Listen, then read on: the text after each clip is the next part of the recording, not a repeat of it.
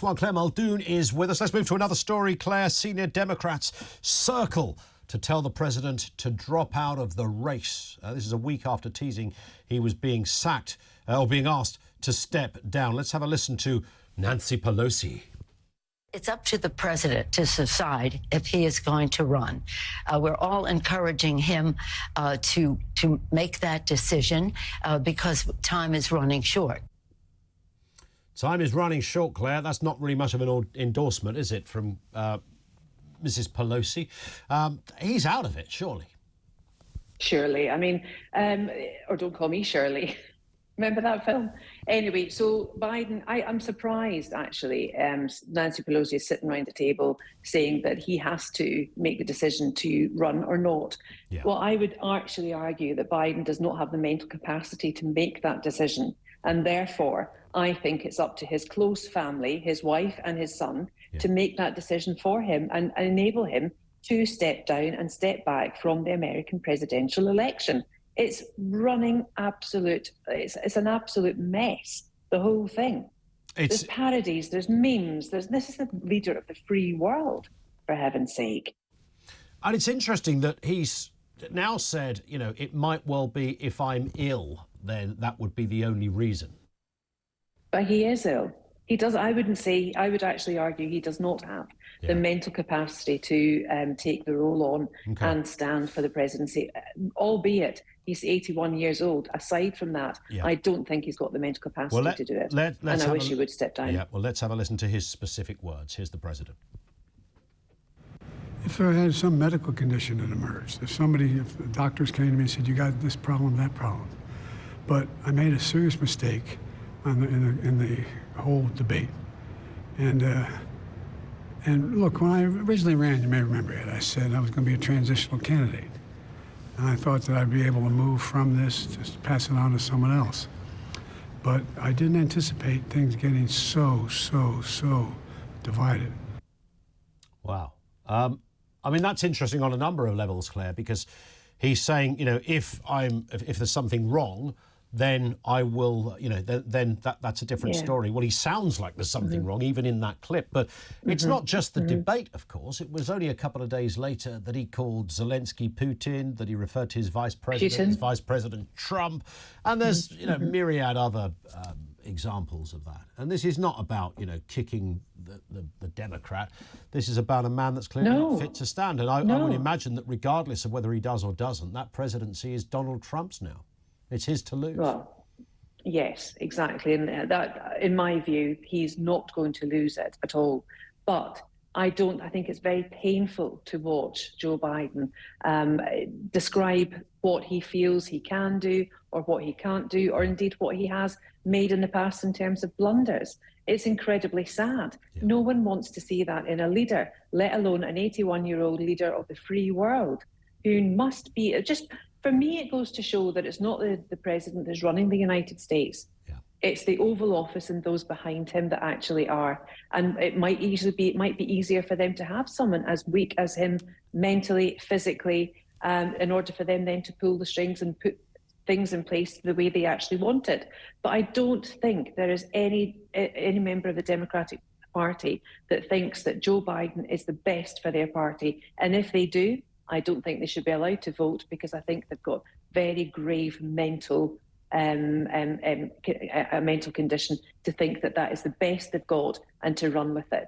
I just can't get over that he's still in the position that he is. It's sad. It's very sad indeed. Let's have a look at this story. An asylum seeker spared community service after drunkenly pursuing female joggers in Bournemouth seafront and attacking a police officer. Now, he pleaded guilty to the charges. Mustafa Al-Mumbadin was fined £26 for assaulting an emergency worker. He'll pay the fine at £2 a month, but apparently doesn't speak any English, so they couldn't really do much with him. What? Do you know what the worst part of that story is? The fact that he couldn't do any community service because he doesn't understand English. I think he should be deported back to the country from where he came, from whence he came. He's just costing us money. He's putting women's lives at risk. Again, the courts don't seem to think that's a bad enough or a big enough reason to remove someone from this country. Well, I'm sorry, it is. get him out. Yeah, simple as that. And this story as well, it's down to the old gender critical story card again to finish off on this section, Claire. A gender critical council worker has been sacked after a protest over provocative pronouns in his work email. So this guy was angered when the council chief exec, for reasons nobody can ever fathom, decided that employees should put their pronouns on their email. I mean, if somebody had said, even to this Caroline Lacey, the chief exec, somebody had said to her 5 years ago about putting your pronouns on, the first thing she'd have probably said is, what's a pronoun? I mean, that's how stupid and new this story is. He decided to protest and decided to write things like adult human male on the end of his emails. Good for him. Good for him. Good for him. They said that's not good enough and it's very bad indeed. It's a political statement, and they fired him. As if they are saying to him he's making a political statement. They are virtue signalling. Yeah. And as far as I'm concerned, do you know what, Ian? That chief exec's pronouns should be, was, there. Yeah, absolutely right. What a great point to finish. Get rid of her.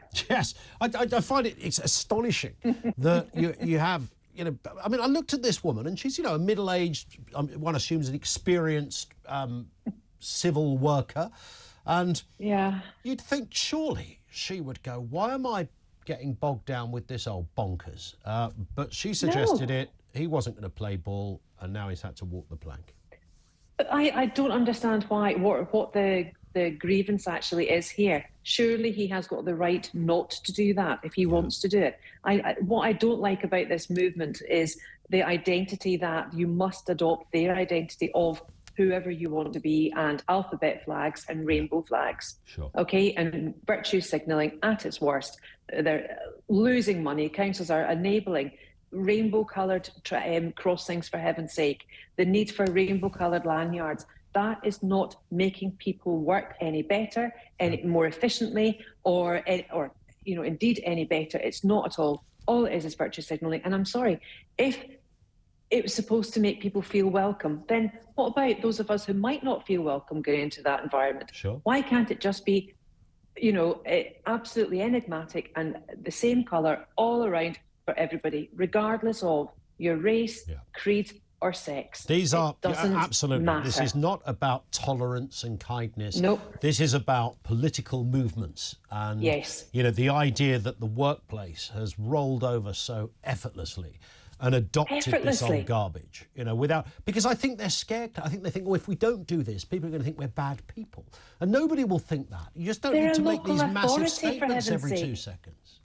They're a local authority. They're there for every single soul that lives there, that pays their council tax. Fix the potholes, not the pronouns. That's the new slogan. There it is. Did you just come up with that, Ian? Fix the potholes, not the pronouns. There it is, Claire. I think that's brilliant. The campaign starts here. Claire Muldoon, thank you as ever for your time. Thank you very much, Ian. The broadcaster and journalist Claire Muldoon with us on the programme.